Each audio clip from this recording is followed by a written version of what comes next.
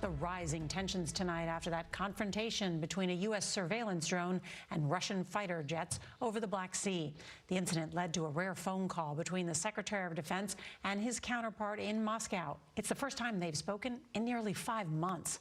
The chairman of the Joint Chiefs of Staff, General Mark Milley, said recovering what's left of the surveillance drone would be difficult. It's likely thousands of feet deep underwater.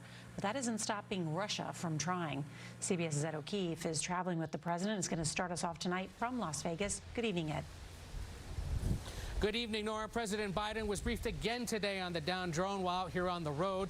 The Russians say relations between the two countries are at a low point, while White House officials warn all of this increases the risk of miscalculation. In the race to reach the debris of the downed drone, U.S. officials say the Russians arrived at the scene first, about 60 miles southwest of the Crimean Peninsula. But getting to it will be a challenge.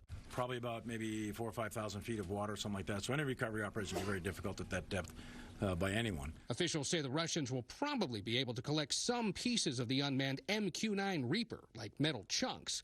But the drone's software was wiped to ensure nothing valuable was collected. We are quite confident that whatever was of value is no longer of value. The U.S. has no presence in the Black Sea, but Chairman of the Joint Chiefs of Staff, General Mark Milley, says allies could help with recovery. Former acting director of the CIA, Michael Morrell, says the Russians might not glean much from a drone loaded mostly with cameras, but they would still want to recover it.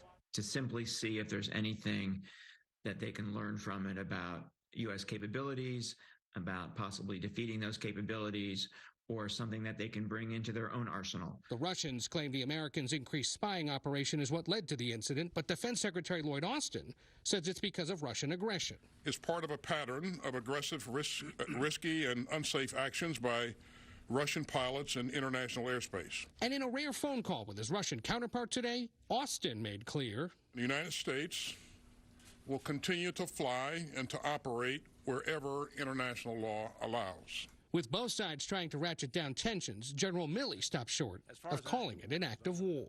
I'm not going to go there. Now, U.S. officials are still reviewing photo and video that was transmitted by the drone before it crashed to get a better sense of what happened and say they eventually plan to release what they can. Nora? Ed O'Keefe traveling with the president. Thank you so much.